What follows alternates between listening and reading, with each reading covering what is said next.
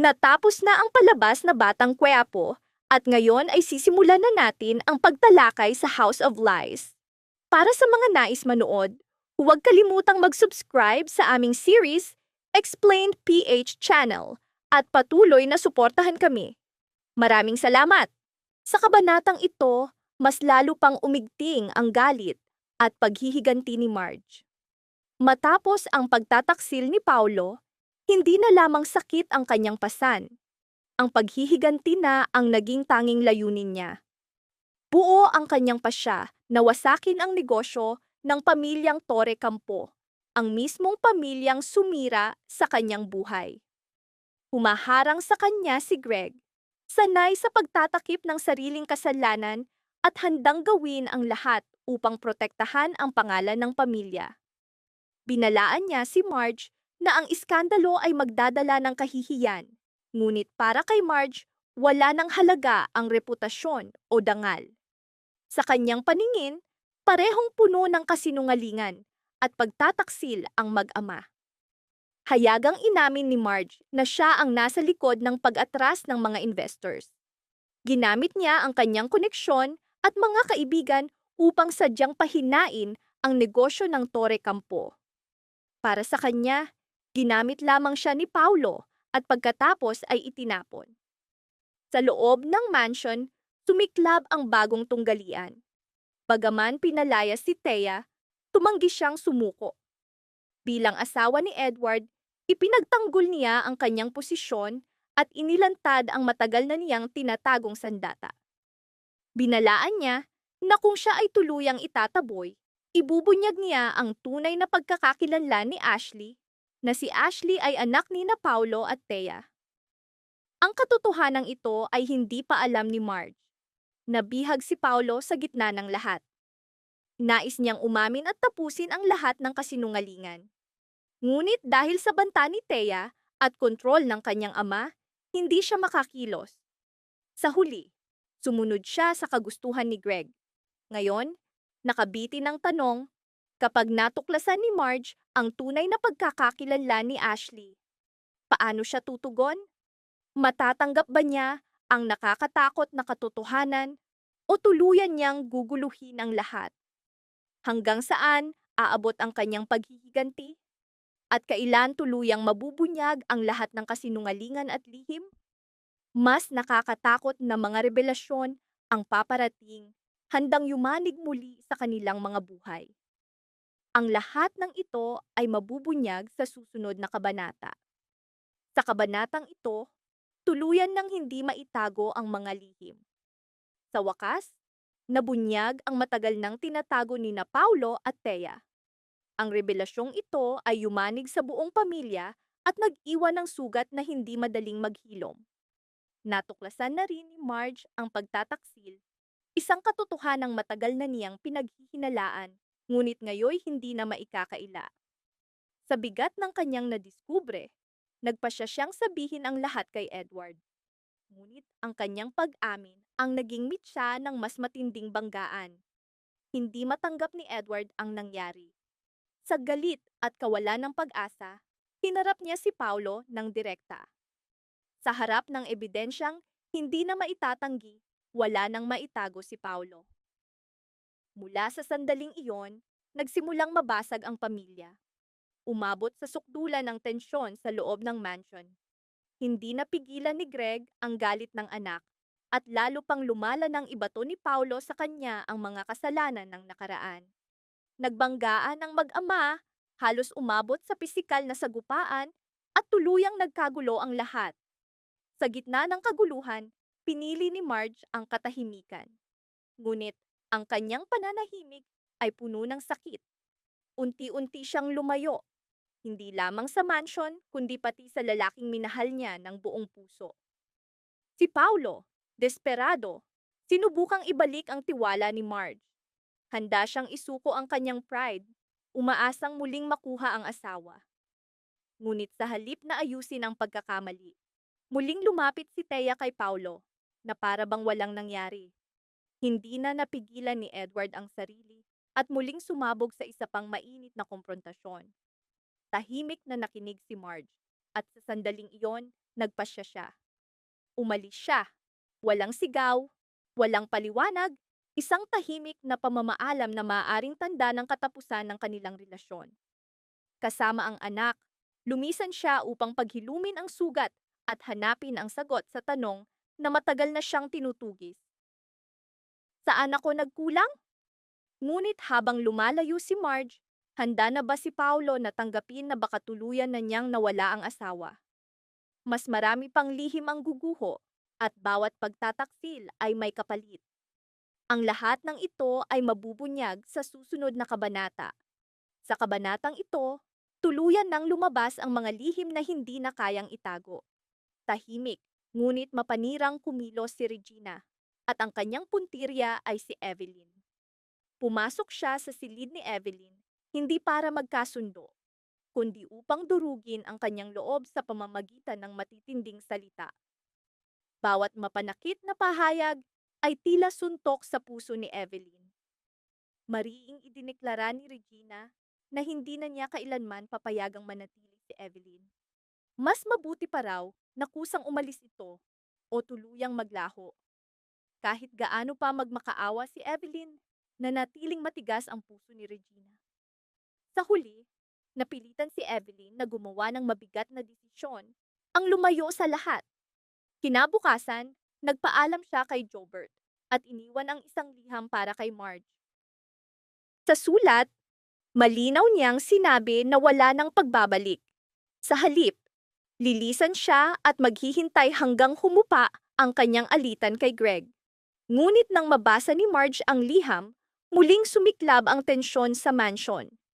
Galit na hinarap ni Greg si Yoli. Inaakusahan itong nakikialam sa kanyang personal na buhay. Ngunit hindi natakot si Yoli.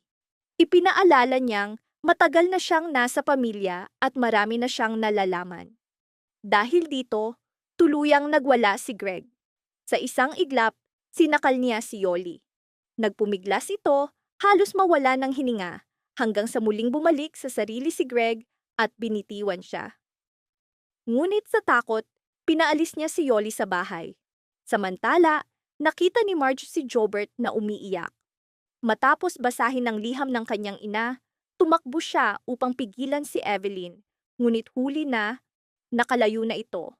Nabagbag ang puso ni Marge, ngunit may isa pang lihim na handang sumabog. Kinagabihan, nadiskubre ni Jobert ang pagtataksil ni Paolo at Thea. Agad niyang naitala sa video ang ebidensyang maaaring magbago ng lahat. Ngunit sa kanyang kapabayaan, narinig ang kanyang presensya. Napagtanto ni Paolo na may nakakita sa kanila. Agad niyang hinanap ang telepono, ngunit wala na ito. Ang katotohanan ay papalapit na kay Marge. Ngayon, nakabiti ng tanong, kapag nakita ni Marge ang video, ano ang kanyang gagawin? Hanggang saan aabot si Paolo upang itago ang kanyang lihim? Mas nakakatakot na mga revelasyon ang paparating, handang yumanig muli sa kanilang mga buhay. Ang lahat ng ito ay mabubunyag sa susunod na kabanata. Sa kabanatang ito, tuluyan ng nabunyag ang lihim ni Paolo at Thea. Isang sulyap lamang sa telepono ni Jobert ang sapat para kay Marge upang makita ang katotohanang matagal na niyang tinatanggihan. Sa isang iglap, gumuho ang kanyang mundo. Sa matinding galit, hinarap niya si Thea ng direkta, itinulak ito sa sahig at ibinato ang hawak na cake. Doon niya ibinuhos ang lahat ng sakit, sapagkat si Thea ang naging ugat ng pagkawasak ng kanyang pamilya. Lalong gumulo ang sitwasyon nang magharap sina Paolo at Edward. Ang kanilang pagtatalo ay nauwi sa pisikal na sagupaan. Sa tindi ng galit at kawalan ng pag-asa, hindi matanggap ni Edward ang pagtataksil ng kapatid. Kahit paulit-ulit na humingi ng tawad si Paolo, hindi na ito sapat. Nabuwag ang respeto, nagkalas ang pagkakapatiran. Samantala, si Jobert ay nagkaroon ng malubhang aksidente. Agad siyang dinala sa ospital at kinailangang operahan. Sa gitna ng kaguluhan, pakiramdam ni Marge ay wala na siyang matatakbuhan. Si Evelyn ay walang kaalam-alam hanggang tawagan siya ni Manang Yoli. Nabigla at nag-alala, agad siyang bumalik sa mansion Ngunit huli na, nasa ospital na ang kanyang anak. Isa pang dagok ang dumating. Natutunan ni Jasmine ang katotohanan tungkol sa kanyang ama. Ngunit sa halip na kumampi rito, pinili niyang manatili sa kanyang ina. Para sa kanya, kung wala ng pag-ibig, mas mabuti ng pakawalan. Ang pag-unawang ito ay lalo pang nagpatibay kay Marge. Nagpasya siyang lisanin ang mansion at iwan ang lalaking sumira sa kanyang tiwala.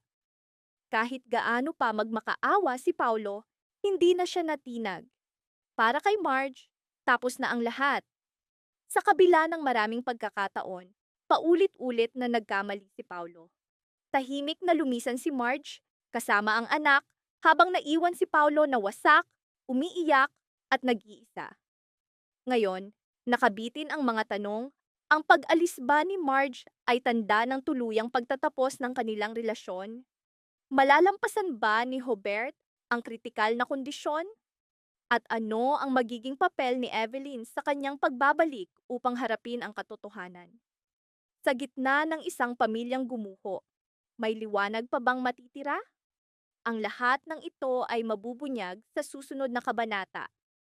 Sa kabanatang ito, tuluyan ng gumuho ang marupok na kapayapaan sa loob ng pamilyang Torre Campo. Nabunyag na ang matagal na lihim ni na Paulo at Thea. Wala nang natitirang pagtatakip. Sa gitna ng tensyon, hinarap ni Regina si Thea ng direkta. Mariin niyang idineklara na wala nang puwang si Thea sa kanilang buhay. Hindi niya hahayaang magdusa pa si Edward, lalo na't malinaw na pinaglalaruan lamang ni Thea ang damdamin nito. Para kay Regina, ang pinakamasakit na katotohanan ay si Paulo mismo, ang anak na matagal na ipinagtanggol ni Greg, ang siyang sumira sa pamilyang itinayo ni Edward. Noon, paborito ni Greg si Paulo, ngunit ngayon wala na siyang maipagtatanggol. Lumuhod si Thea, nagmamakaawa ng kapatawaran, umaasang may awa pa sa puso ng pamilya. Ngunit sa halip na kapatawaran, isang matalim na sampal mula kay Regina ang kanyang natanggap, puno ng galit at pagkadismaya. Nananatiling tahimik si Paulo, alam niyang wala siyang karapatang ipagtanggol si Thea. Ang tanging nasa isip niya ay hanapin si Marge at ang kanilang anak at muling buuin ang buhay na gumuho. Samantala, tuluyang nawala ng kontrol si Edward. Hindi niya matanggap na niloko siya sa loob ng mahabang panahon, na ang batang inakala niyang kanya ay hindi pala tunay na anak niya. Mas masakit pa. Si Greg mismo ang dahilan kung bakit nanatiling nakatago ang katotohanan ito. Nilamon ng galit at kawalan ng pag-asa, iniwan ni Edward ang mansion. Ngunit bago siya lumisan, nilapitan niya si Marge. Malinaw ang kanyang layunin, paghihiganti, hindi lamang laban kina Paulo at Thea, kundi pati kay Greg Torre Campo. Sa kabilang panig, bumigay si Regina sa matinding lungkot. Sa kanyang galit, napagtanto niyang minsan siya man ay nagtaksil. Ngayon, tila bumalik sa kanya ang lahat ng sakit na iyon. Ngayon, nakabitin ang mga tanong. Ano ang magiging hakbang ni Edward sa kanyang paghihiganti? Sasamahan ba siya ni Marge upang tuluyang wasakin sina Paulo at Thea? Hanggang saan aabot ang galit at pagkakawatak-watak sa loob ng pamilyang Torre Campo? Hindi pa tapos ang laban. Mas madidilim na pagsabog ang naghihintay. Ang lahat ng ito ay mabubunyag sa susunod na kabanata. Maraming salamat sa panonood ng buong video. Para mapanood ang susunod na episode explanation, huwag kalimutang mag-subscribe sa Series Explained PH channel.